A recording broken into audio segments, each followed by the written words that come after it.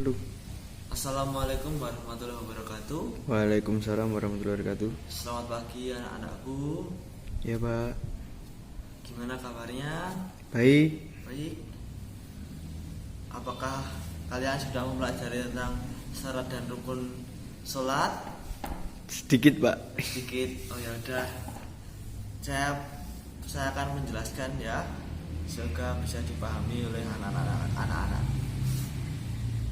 Dalam melakukan syarat sholat, yang pertama yaitu beragama Islam, yang kedua balik dan berakal sehat, yang ketiga bersih dari najis kecil dan najis besar, yang keempat yaitu mengetahui tata cara sholat.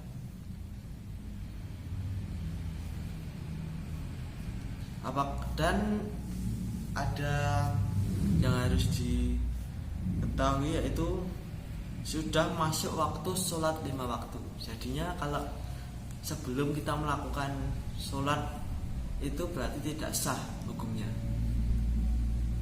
Dan yang selanjutnya kita harus menghadap kiblat dan harus menutup aurat. Apakah anak-anak aku sudah tahu bagian aurat untuk laki-laki dan perempuan? Belum Pak. Oh, belum? Ya udah, saya akan jelaskan. Kalau menurut buku yang saya pelajari, untuk laki-laki itu dari bawah ini. Yang selanjutnya itu adalah menghadap kiblat dan menutup aurat. Apakah anak-anak udah tahu untuk aurat bagi laki-laki dan perempuan?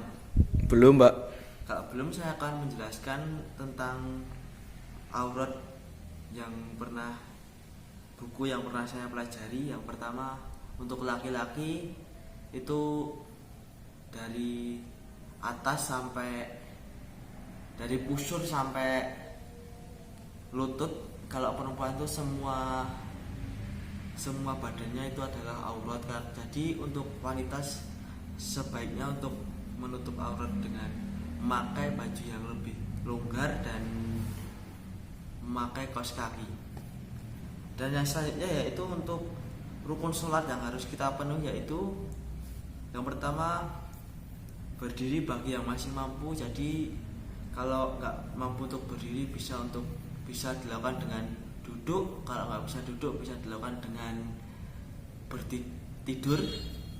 Dan yang kedua yaitu mengucapkan niat di dalam hati. Jadinya kita harus mengucapkan niat sholat sebelum melakukan takbiratul ihram.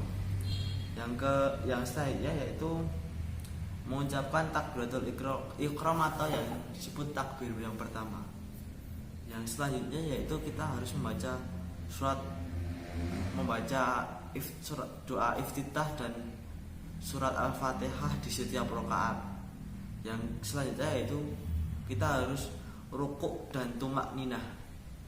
Dan kita harus membaca iktidal secara rukuk dan tumak ninah, dan melakukan sujud sebanyak 2 kali, dan melakukan duduk di antara 2 sujud, dan duduk tasyahud akhir. Yang selanjutnya itu untuk membaca doa tasyahud akhir, membaca sholawat Nabi, dan melakukan salam. Kita harus melakukan rukun secara berurutan karena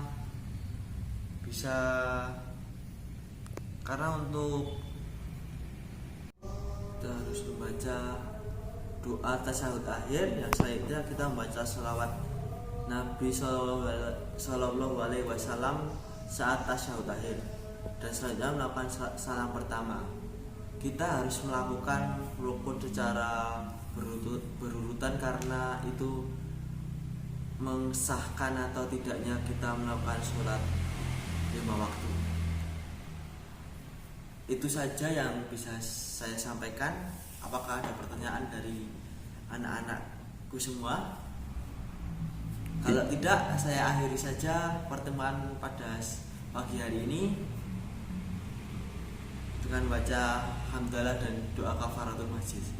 Alhamdulillahirabbil alamin. Billahi taufik wal hidayah. Wassalamualaikum warahmatullahi wabarakatuh. Waalaikumsalam warahmatullahi wabarakatuh.